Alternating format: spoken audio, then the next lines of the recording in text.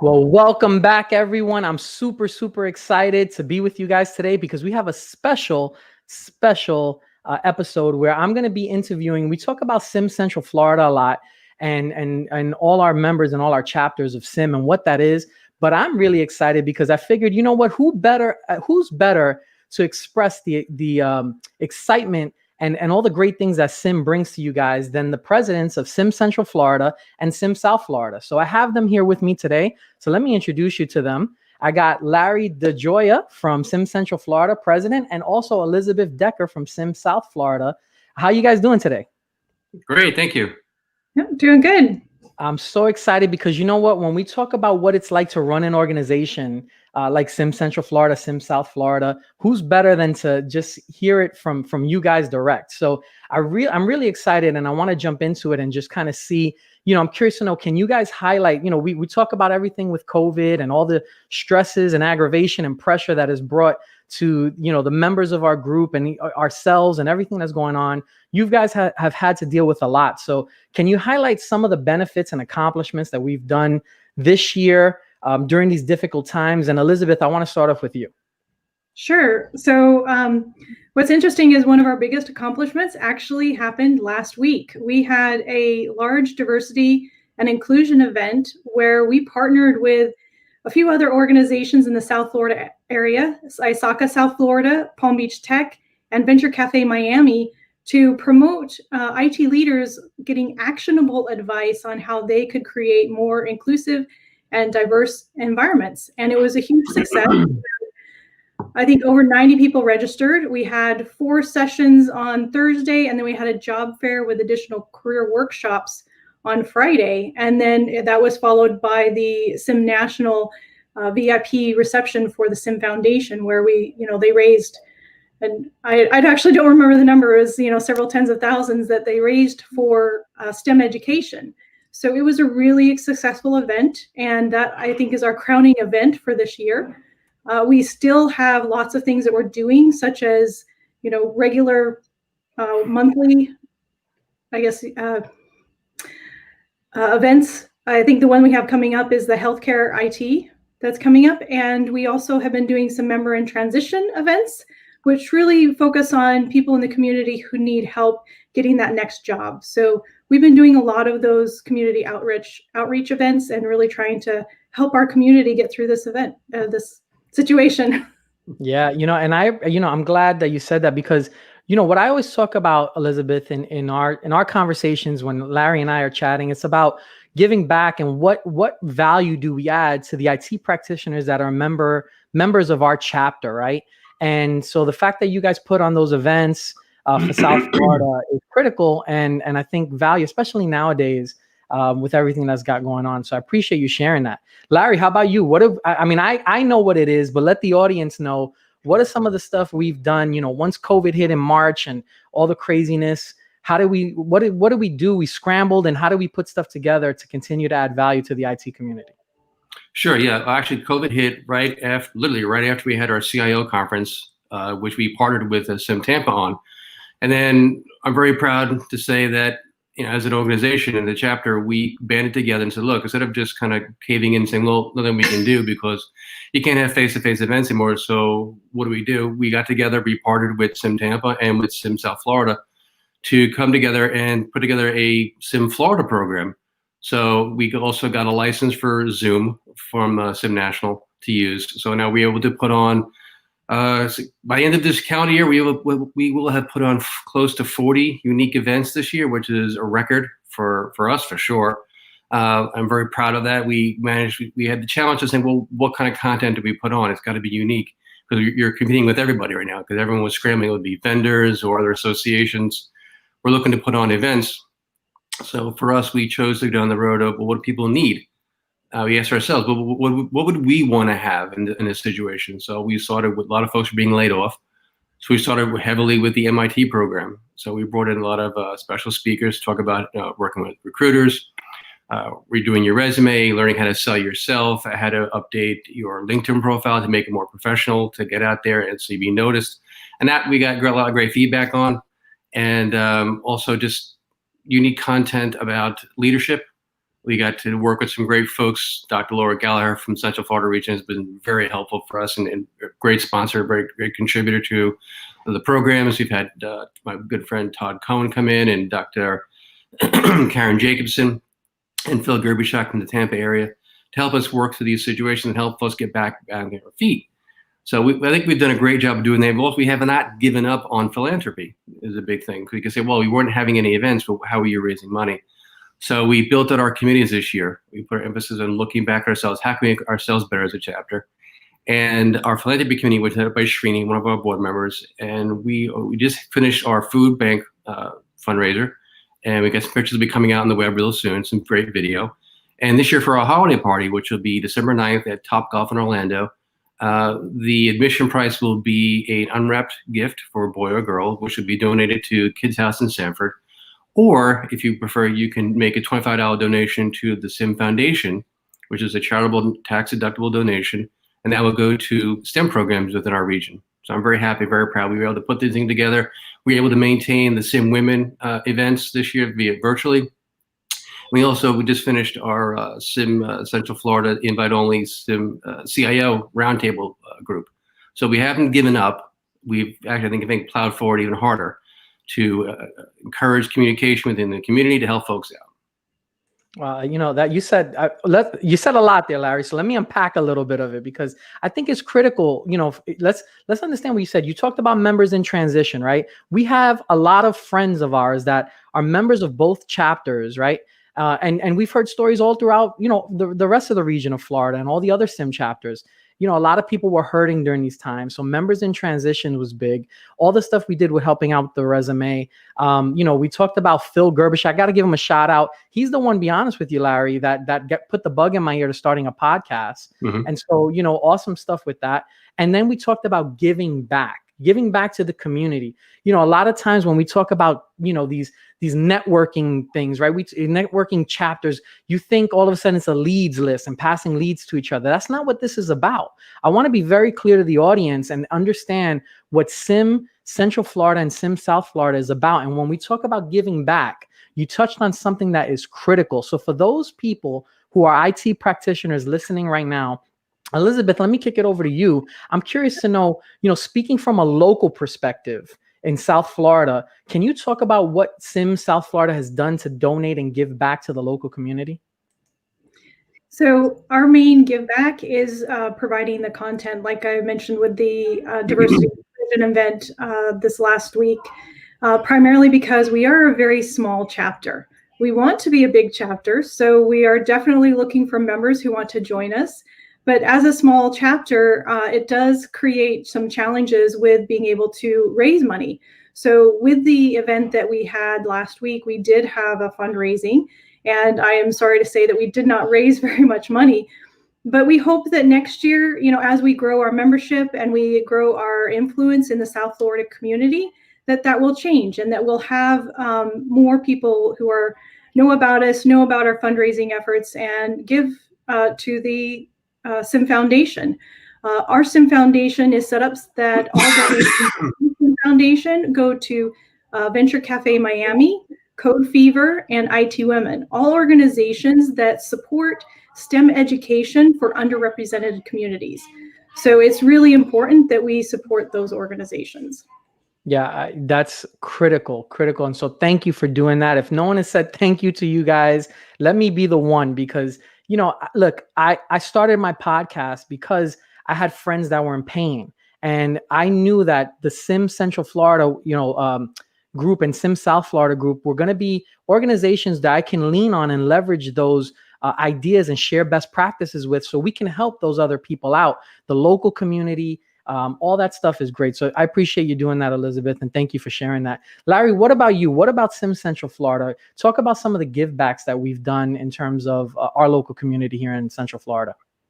Sure. Over the past 10 years, we've donated back $250,000 to the local community via scholarships through UCF, Seminole State College, Valencia.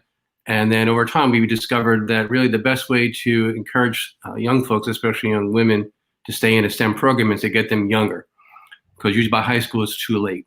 So we started going down into the elementary school, middle school levels and making donations to those folks to get them help get their kids get involved with cybersecurity competitions, robotics. We've donated 3D printers, cybersecurity computers, and testing things like that. So it helps keep them engaged before it's too late. Because like I said, by high school, it's the odds of turning someone around are much smaller. So you get them hooked when they're young, and that's been a huge help. And now this year we're getting back into a little bit more community-based donations. Like the food bank was a big one for us. We just finished. The holiday party donations will be going towards either STEM programs and or again Kids House. Fortunately this year because of COVID, we couldn't do our golf tournament, which was very successful last year. So the plan as of now is to return in fall of 2021. And we'll do it in October because of weather conditions. And we want to involve the breast cancer awareness also. That's Breast Cancer Awareness Month. So we will also be putting some efforts and looking to engage with some folks in the area. So again, we're making it a more holistic give back to the community, not just STEM. Right. Awesome stuff. So guys, we've spoken about so far the chapters, right? We've spoken about what we've done to give back. I want to now focus in on you guys, you as the individual, right? Because guess what? You have to manage everything going through COVID as well, right? As we all have, but still keep, the lights on with Sim Central Florida and going forward in 2021 and beyond. So I'm curious to know, how have you personally benefited from being a member of your chapter? Elizabeth, why don't we start with you? Sure. And I'm just going to take off on something that Larry said, which you mentioned that, getting more women in STEM, does require kind of catching them at an early age when the interest is there and before society takes over and tells them that they can't. I think that's really important. And where, SIM has helped me comes in the later phases because a lot of women who do make it into STEM careers end up leaving because the environment sucks, to put it quite bluntly. So having an organization like SIM who has both the regular networking and events, but also a SIM Women program where you can meet other women in STEM, that you can get support, that you have mentors, even if formal or informal, just people that you can reach out to, has been a huge benefit to me. I was lucky to have an employer who was willing to send me to the Regional Leadership Forum, that SIM is another SIM program. And that was hugely beneficial to my career as far as learning better ways to be a leader, learning kind of about myself so that I knew how to show up best as a leader. So there are so many things like that SIM can do for you. But I did want to mention the SIM Women program because in South Florida, I kind of took that on several years ago and really created a great, program where we were having, lunches multiple times a month with, smaller groups so that, women specifically got that support and camaraderie. I don't know if that's the right word, but just, being able to talk to another woman about their experiences in the workplace and what was working for them, what wasn't working for them, hugely beneficial. And the current job that I have now, I actually got because of a SIM Women event. So there's, we talk about networking and, networking is not, as you said, not a go get a bunch of contact information. It's about building relationships. So it's through the relationships that I built at SIM and through SIM Women specifically that allowed me to get my current position. I love what you said, Elizabeth. I mean, I'm a father of two young daughters, two young little girls. And, you think about, when people think about IT, I guess the connotation is that it's male dominated driven. So the fact that you touched on that, and both of you guys touched on that, is critical. I know Susan Howells, who runs our SIM Women, in our chapter, does such a great job with that when they have book clubs and things. But just being able to share best practices from someone who is going through it, that's in your shoes, that understands what it's like, not just a talking head. This is someone that's really in the trenches with you. Wow, that's really what the value is in terms of these chapters. So bravo for saying that. I'm glad that you said that. Thank you so much. So that's awesome. Larry, what about you? And it's going to be hard to follow up what Elizabeth just said, I know. So I'm putting you in a bad position. But talk to me about how has it benefited you? I'll say from the emotional connections to people, the networking has been a huge help in my career, but it really is it's about the give back too. As a board member, as a president of chapter, I take it very seriously that a lot of 100 and something folks have decided that I should lead this organization, and I owe them my best day in and day out, and that means putting a lot of extra hours in to make sure they're getting the best value for their dollar, because they have options. They can go to other associations for content, for give back, and for education. So it's a lot of pressure to make sure I provide value and lead the chapter board in that direction. It's also so the philanthropic contributions it's great. It's a wonderful feeling to stand up in front of the folks and hand an elementary school or middle school a check for $8,000, $10,000, and see tears in their eyes and make them feeling really great about what they can do with this, the impact it'll have on that next generation of young boys and girls, what they're going to bring to the community. So it's been a huge emotional impact, I think, on me personally here to be involved with the chapter, and then I think it's wonderful. It really is. It's great to see the give backs. The networking is wonderful, but the give backs are the best part.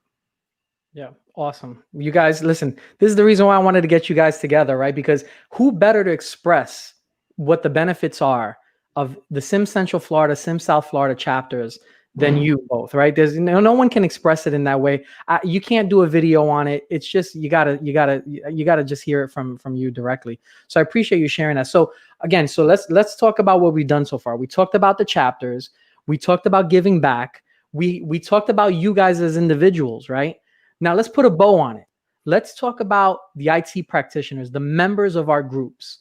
Sim Central Florida, Sim South Florida, Sim in general. Let's talk about the IT practitioners, and specifically those who are watching this, who have been thinking, they may be on the fence of thinking of joining the group. Should I get involved in that? Should I not? What's the benefit of it? What's in it for me? Let's talk to those people in the audience right now that are watching this.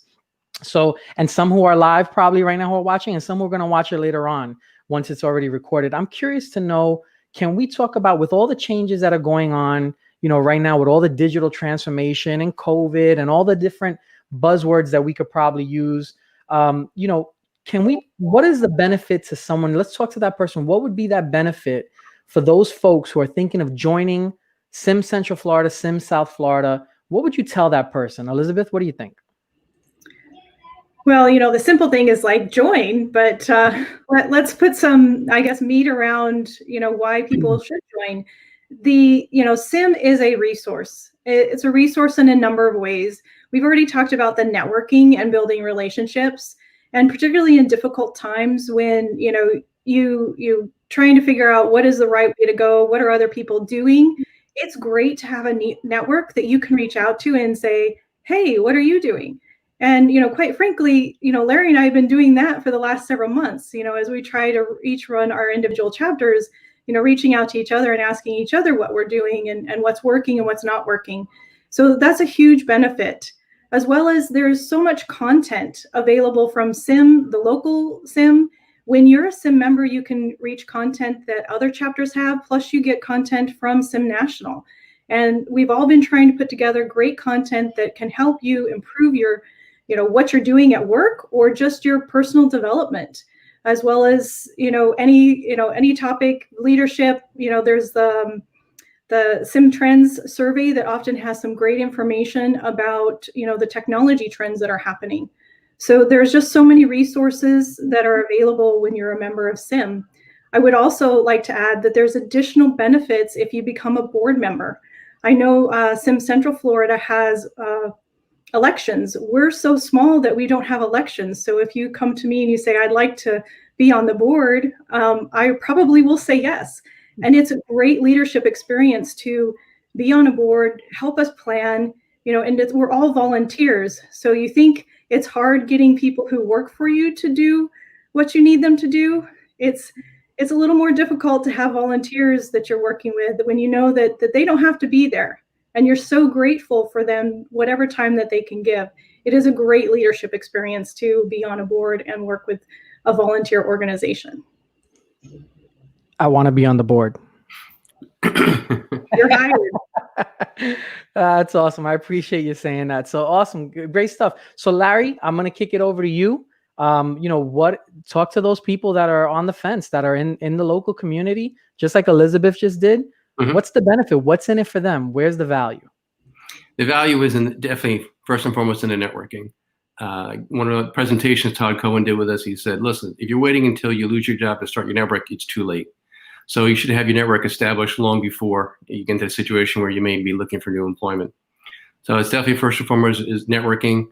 And then it's also about quality of content education. We try to make sure that when we do put content out, it's something you couldn't have Googled 10 minutes before you walk into the room. So what you need? You need content. So it'll be leadership development. Sometimes we leading edge stuff, some thought leadership items.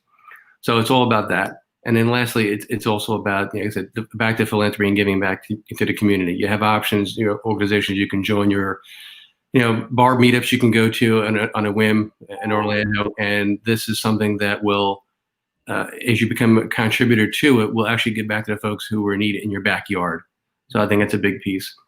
And honestly, giving back as a board member or even as a committee member as yourself, you're taking on the responsibility to help lead the organization. You can gain some experience you might not get in your day-to-day position where you're employed.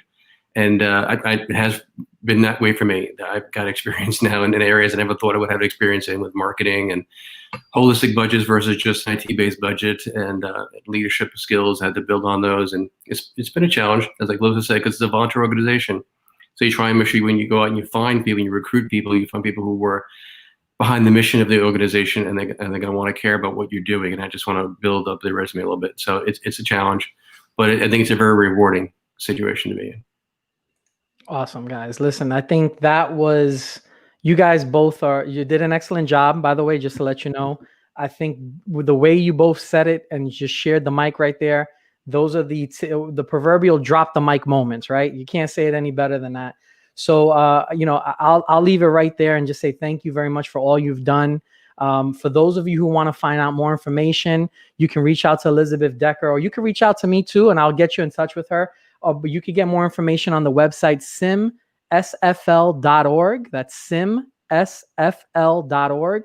And you can connect with Elizabeth, and she'll be there to help you out with any questions that you may have. You can also reach out to Larry DeGioia. He's a great guy. I know him personally, so I can tell you that. And you can get more information about the chapter at simcfl.org. That's simcfl.org. You see how easy we make that for you guys? That's the awesome way to do it. So thank you guys very much for doing that. I appreciate your time today. Thank you for adding value to our local communities. Thank you for adding value to our state. And for any other questions that you guys may have, connect with me. I'll put you in touch with these guys. They're great. They'll get the answers to you. And we're looking forward to continuing to add value in 2021 to the SIM chapters that we're a part of. Take care, guys. Thank you very much. And we'll see you on the next video. Thank you so much. Bye-bye. Bye.